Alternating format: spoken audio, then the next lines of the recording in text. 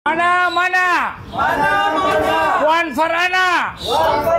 Kami sangat rindu nak jumpa Puan Farhana.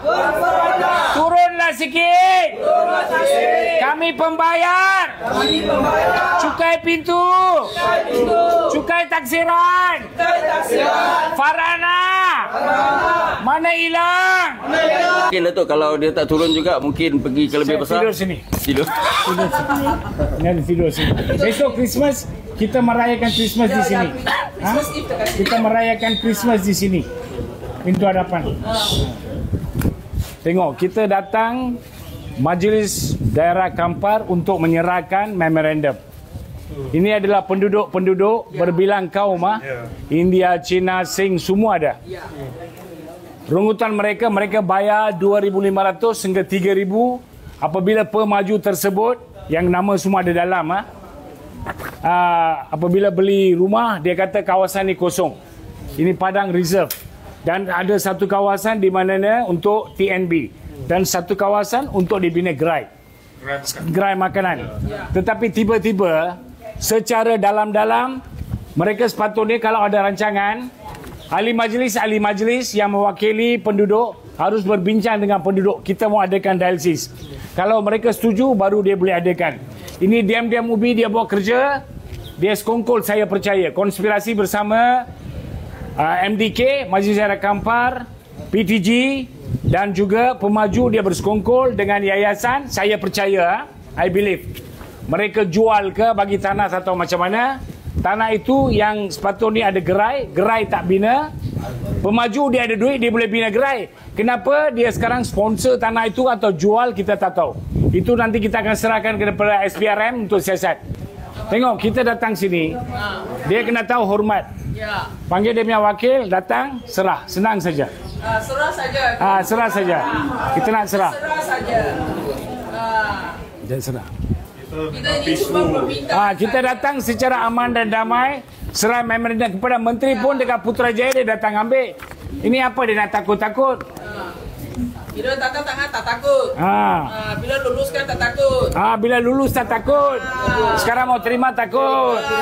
Memorandum saja takut. Mana keadilan? Kenapa? YDP tak turun. Turun segera. Hormat rakyat. Yang bayar. Cukai pintu. Kenapa? YDP rakus sangat. Turun segera. Ambil memo. Memorandum. Kampar adalah satu kubu kuat DAP. Kita tahu, ini semua adalah pengundi-pengundi Kampar. Mereka saya percaya telah penyokong kuat DAP. Tak nampak muka pun adun daripada DAP dan juga ahli parlimen Kampar yang hebat berkokok di parlimen, buat kacau bilau di parlimen. Tapi masalah rakyat di sini Kampar, langsung dia tak peduli. Tak peka terhadap perkara macam ini. Hari ini rakyat sendiri kena datang. Apa gunanya ada wakil rakyat?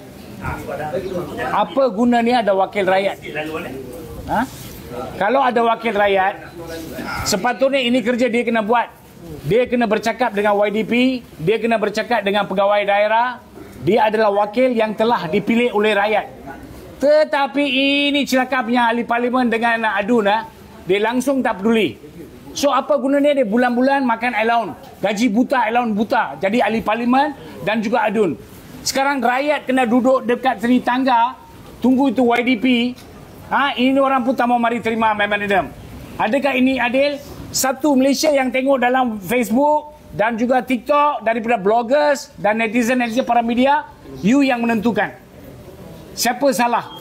Adakah rakyat berdosa memilih mereka menjadi wakil rakyat?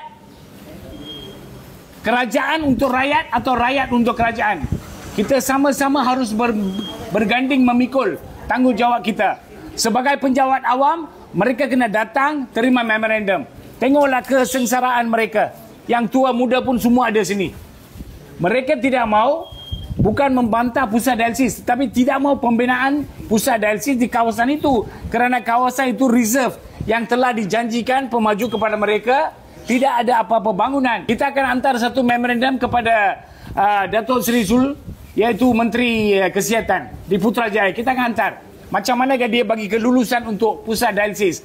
Adakah garis panduan betul-betul ada syarat dia ikut? Ya, ini adalah contoh-contoh di mana kerajaan tempatan di bawah Ngah Komeng. PBT yang pihak berkuasa tempatan semua di bawah Ngah Komeng. Oleh kerana menteri dia sangat angkuh, Ngah Komeng action sangat, ikut dia punya kuncu-kuncu semua action.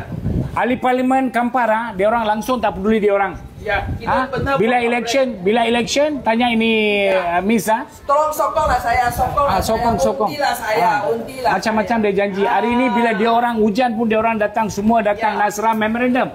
Senang saja, you study lah. Kalau you betul, you study, you boleh jawab. Sekarang kita terbukti ni terserlah ketidaktelusan mereka.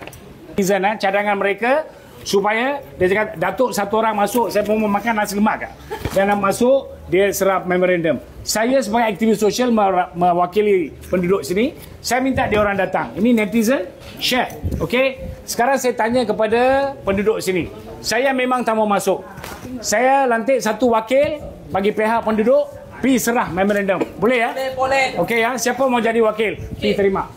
Pengurusi. Ni baik kurang. Okey. Kita warna kurta sekarang. Mr. Guna, saya tak masuk. Okey. Mr. Guna sebagai wakil penduduk telah masuk dalam sebab dia minta Datuk masuk, Datuk tak masuk. Dia wakil Mr. Guna, wakil penduduk pelbagai kaum Dia pergi sana serah memorandum dan telah chop lah. Okey. Kita akan dua perkara kita akan buat. Satu lagi memorandum akan diserahkan kepada Ngah Komeng di Putrajaya dan kepada Datuk Seri Zul, Menteri Kesihatan. Bagaimanakah mereka, saya percaya garis panduan tidak diikuti, tidak dipatuhi dalam hal pembinaan pusat dialisis. Ini adalah kawasan perumahan. Kawasan perumahan, saya percaya mereka tidak boleh suka-suka bina pusat dialisis. Lagipun dia kena ikut banyak. Perkara 583 dengan terang ni menjelaskan apa dia punya kesalahan, di mana saya akan dedakkan di press statement dekat di Putrajaya. Okey. Next election bagi macam sabar lah. Bagi macam sabar. Okey. Contoh bagus tau. Bagi macam sabar. Kita cuma mengeluarkan suara kita secara masa undi. Biasa kita suara you tak mau dengar, masa undi kita suara.